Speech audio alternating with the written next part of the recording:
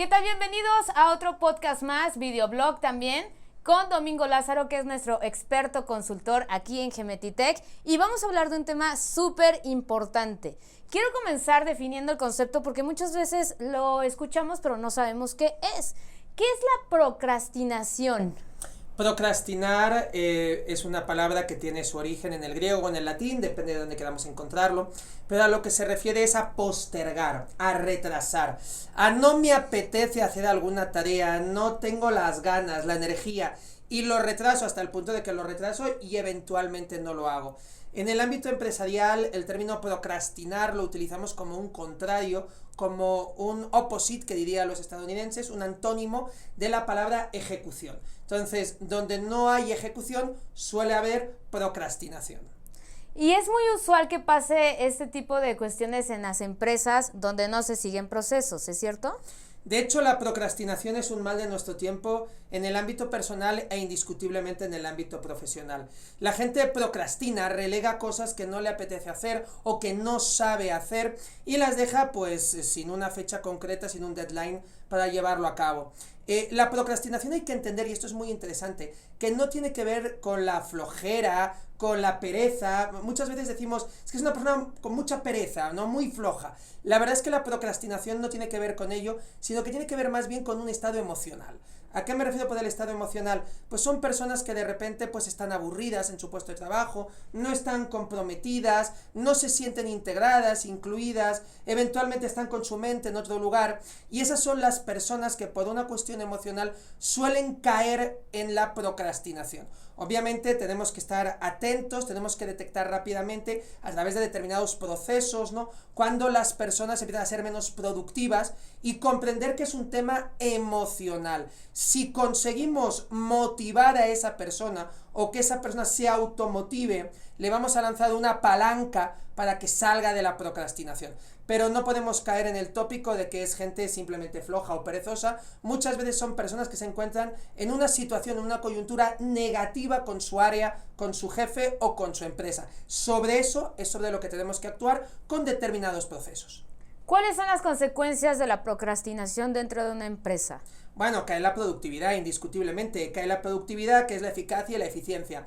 ¿Por qué cae la eficacia? Porque hay cosas que no se hacen, ¿no? O que se tardan en hacer. ¿Y por qué cae la eficiencia? Porque aunque se hagan, además de que se suelen hacer tarde, no se suelen hacer bien. Una tarea tiene que hacerse en tiempo y forma y hasta el final. Si no se hace en tiempo y forma y hasta el final, no podemos decir que se haya terminado una tarea o un encargo concreto. Eso es lo que siempre sufre. Dicho de otro modo, donde hay procrastinación, sufre la ejecución, entendiendo la ejecución como el desarrollo en tiempo y forma y hasta el final de esa tarea y de ese encargo. ¿Y qué es lo que nos podrías recomendar, Domingo, para que la gente que no quiere seguir algún tipo de proceso de mejora pueda seguirlo? Que no tenga ningún obstáculo o alguna objeción de por medio y quiera poder tener mejoras en su área. Claro que sí. Si nos vamos directamente a la ejecución, que es el contrario de la procrastinación, nos encontramos con que el concepto de ejecución, que es el desarrollo de una tarea, y una tarea que se desarrolla exitosamente, está directamente conectado con ideas como la estrategia y con ideas como la tecnología. Sin embargo, aunque está conectado con la estrategia y con la tecnología, al final la ejecución es una responsabilidad de las personas. Las personas ejecutan o no ejecutan. Entonces, trabajando sobre las personas, ¿cómo podemos mejorar su ejecución? ¿Cómo podemos ahuyentarlos y alejarlos de la procrastinación? Bueno, yo creo que hay 4 ideas básicas y generales. En primer lugar, tenemos que tener una estrategia. La estrategia se entronca claramente con la planeación, con visualizar el futuro. A la gente hay que explicarle claramente las metas, lo que se espera de ellas, que no solamente es una cuestión cuantitativa de un número, sino también es una cuestión cualitativa del desarrollo de una serie de actividades o de tácticas. Entonces, lo primero es que tenemos que tener una estrategia que desde el punto de vista cuantitativo son metas y desde el punto de vista cualitativo son actividades o tácticas a desarrollar. En segundo lugar, el liderazgo. Necesitamos que las personas asuman el liderazgo. El liderazgo no se mueve en el ámbito de los sentimientos, se mueve en el ámbito de los comportamientos. Necesitamos personas que generen liderazgo en sus equipos para motivar a sus equipos y que no caigan en la procrastinación. Cuando hablamos de comportamientos, hablamos de poner el ejemplo. ¿Tú crees que todos podamos ser líderes? Sí, es un error pensar esa disyuntiva de si el líder nace o se hace. Yo creo que todos nos podemos perfeccionar a lo largo de nuestra vida profesional. Obviamente tenemos algunos elementos desde que nacemos o desde que somos más jóvenes en los que empezamos a destacar. Pero indiscutiblemente todos tenemos áreas de oportunidad, todos nos podemos perfeccionar y todos podemos plasmar un liderazgo. De hecho, cuando hablamos de líder no hablamos de una persona. Cuando hablamos de liderazgo hablamos de una competencia.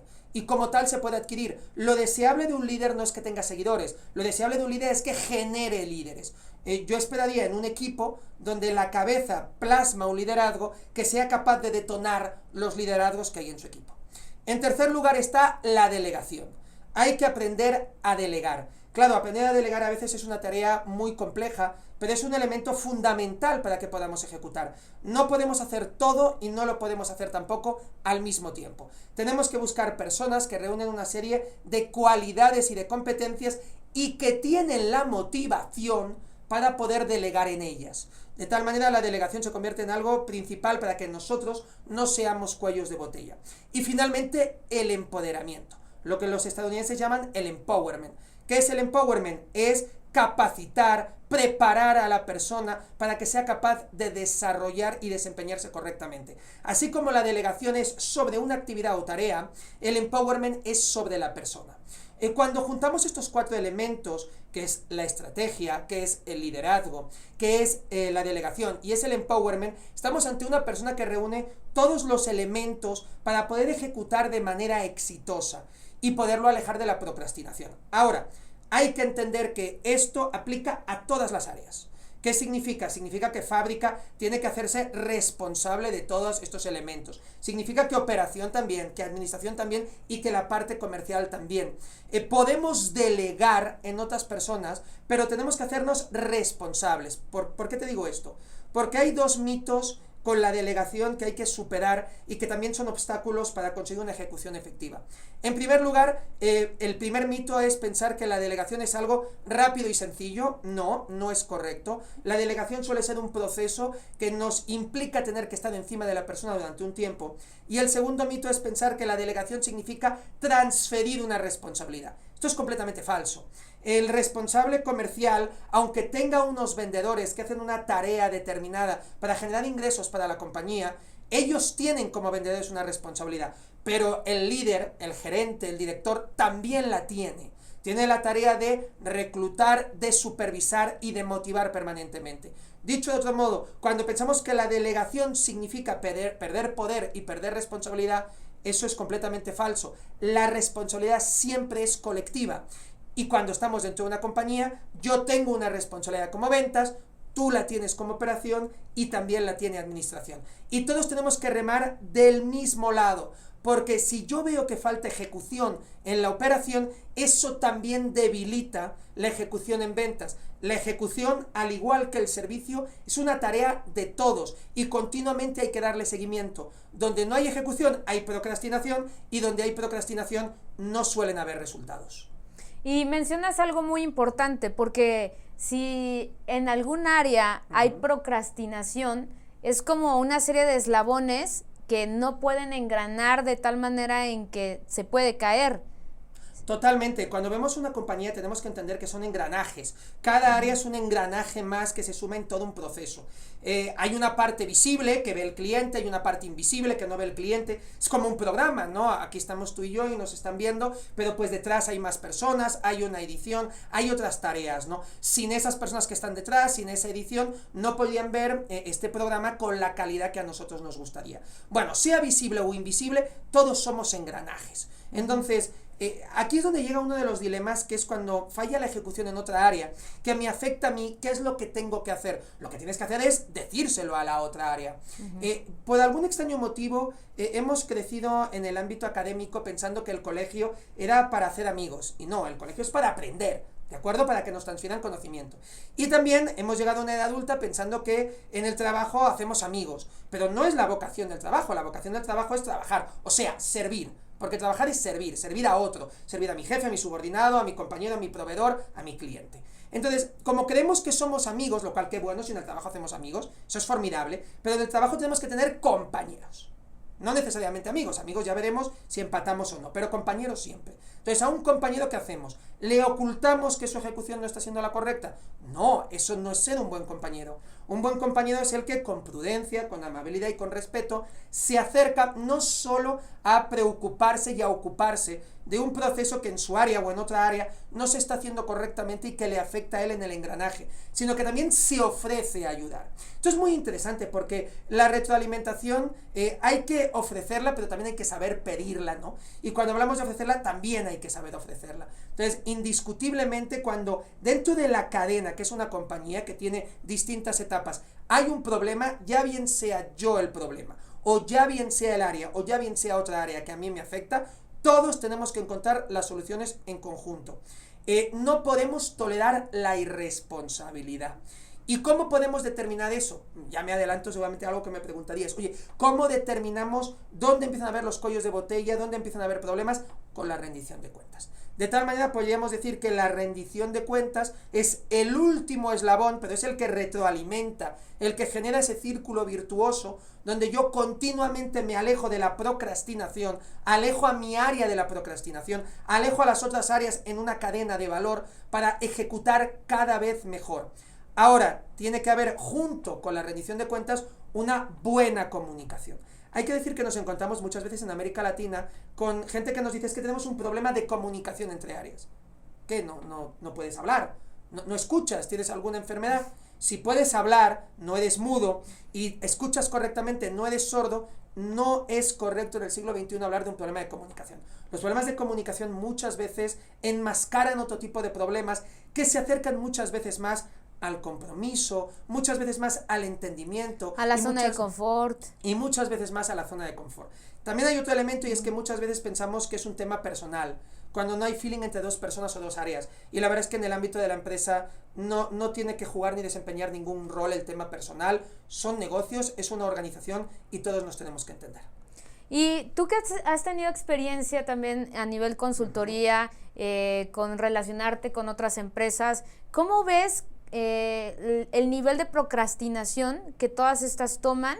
Y si a lo mejor nos puedes dar una comparativa, si a nivel Europa es igual que en México, o si en México se diferencian más unas cosas que otras. Viéndolo desde el punto de vista más que de la procrastinación, de la ejecución, la verdad es que en México nos encontramos con algunas singularidades que le asemejan al resto del continente latinoamericano. Desde mi punto de vista y en mi experiencia, el latinoamericano o la latinoamericana en general suelen ser muy creativos y suelen ser muy buenos comunicando. En contra de lo que se nos dice, problemas de comunicación, llegas a una compañía, todos son problemas de comunicación. Mentira, la latinoamericana y el latinoamericano suelen comunicar muy bien, son cálidos, son afectivos, suelen ser bastante analíticos y por supuesto son muy creativos. Yo creo que en estos elementos destacan sobre los demás, yo diría que posiblemente sobre el estadounidense y el europeo, casi con total seguridad. Sin embargo, es verdad que la ejecución en Latinoamérica sufre. El problema de las organizaciones en México de manera específica no es la falta de creatividad, la falta de diagnóstico o la falta de talento, sino es la falta de ejecución. Cuando digo la falta de ejecución es no solamente que algunas cosas se postergan, sino que no se hacen o que no se hacen todo lo bien que nos gustaría. Y eso se debe a una falta de integración en las áreas y, como dijimos, a que la estrategia, aunque no está suficientemente clara, no solamente desde el punto de vista cuantitativo, sino cualitativo, a la ausencia de liderazgos, a lo mejor la cabeza sí permea un cierto liderazgo, pero dentro del equipo no hay tanto, a una delegación que no se ha hecho correctamente, a lo mejor se delegó una tarea a una persona que no estaba suficientemente motivada y comprometida, y por supuesto a una falta de empoderamiento. En todas las áreas tenemos que estar capacitando continuamente, no solamente desde un aspecto técnico, que será por sabido, sino también desde un aspecto de las habilidades blandas. Y hay que insistir machaconamente en la importancia de la ejecución. Y ahí es donde aparecen los procesos. Los procesos hay que respetarlos, hay que velar por ellos, pero hay que decir que los procesos no son un corsé de hierro. ¿A qué me refiero? Si nosotros detectamos en nuestra área determinada que ese proceso se puede mejorar, hay que levantar la mano y hay que escalar esa petición de mejora en el proceso.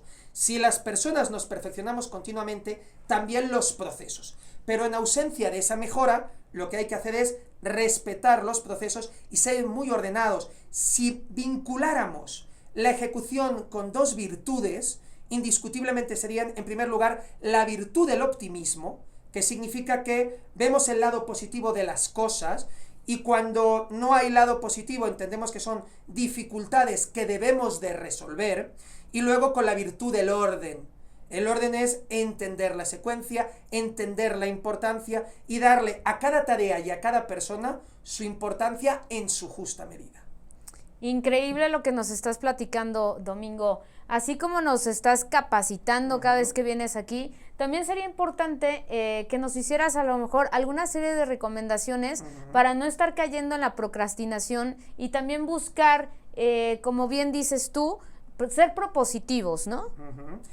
Yo creo que hay dos elementos fundamentales. El primero, lo que es la capacitación, pero la capacitación no lo entiendo necesariamente como una plática o como una conferencia, sino alentar a las cabezas a que lean y a que se capaciten. Por ejemplo, puede ser desde un libro, Las 4 disciplinas de la ejecución, de Sean Covey, es un libro que yo suelo recomendar habitualmente. También otro libro fantástico, Focus, de Daniel Goleman, donde nos habla que la productividad moderna es mantener el foco. Daniel Goleman, autor de otros libros bestsellers como Inteligencia Emocional, pero puede ser unos podcasts, puede ser unas pláticas de TED, videos cortos, de entre 8 y 17 minutos, aproximadamente la mayoría, donde las cabezas entienden la necesidad de estarse continuamente actualizando, y ellos la bajan hacia abajo.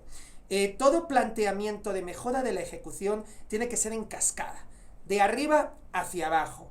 Si yo veo que las cabezas están implicadas en esta mejora continua, yo también me implico en la mejora continua. Ese es el primer tip. Y el segundo tip, que es básicamente capacitarnos, formarnos y estar continuamente actualizándonos.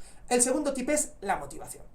Tenemos que tener equipos motivados. Y hay que encontrar motivaciones que no sean meramente económicas, porque subirle el salario a una persona, pues mi sobrino de 4 años también lo puede hacer, ¿no? No tiene un gran intelecto detrás, lo cual no significa que los salarios no se puedan revisar, ojo. Pero yo creo que hay que ir hacia unos incentivos que vayan más allá de lo meramente monetario, que es el desarrollo, el plan de carrera, la posibilidad de crecer dentro de la organización, el reconocimiento y sobre todo crear un equipo cohesionado, un equipo donde cada uno sepa la tarea que tiene que realizar y esté comprometido. Y la tarea del líder es motivar, pero todos nosotros como colaboradores tenemos que automotivarnos todos los días. Simon Sinek, un autor hoy en día muy leído y que se referencia muchísimo, dice que la motivación es como ducharnos, que todos los días nos metemos en la regadera. ¿Por qué bueno, habrá alguno que a lo mejor no, pero yo quiero pensar que la inmensa mayoría sí, ¿no? ¿Por qué nos metemos en la regadera todos los días? Porque nos queremos sentir bien con nosotros mismos, con los demás, y consideramos que es lo correcto, lo que se espera de nosotros. Dice, exactamente lo mismo es la motivación. ¿Por qué te automotivas tú todos los días? Porque eres lo que te hace sentirte cómodo contigo mismo, porque es lo que permite a los demás que se sientan cómodos contigo, y finalmente porque tú sabes qué es lo que se espera de ti y es lo correcto. Entonces yo creo que con una capacitación permanente y un seguimiento a lo que detonan esas capacitaciones, hay que darle seguimiento a las ideas, a los proyectos, a las actividades, para que no se quede simplemente en algo teórico, sino que termine aterrizando en algo práctico. Y finalmente la parte de motivar y automotivarnos, yo creo que las organizaciones alejan el fantasma de la procrastinación e indiscutiblemente, yo creo que en un tiempo muy pequeño van a empezar a ver resultados en su ejecución.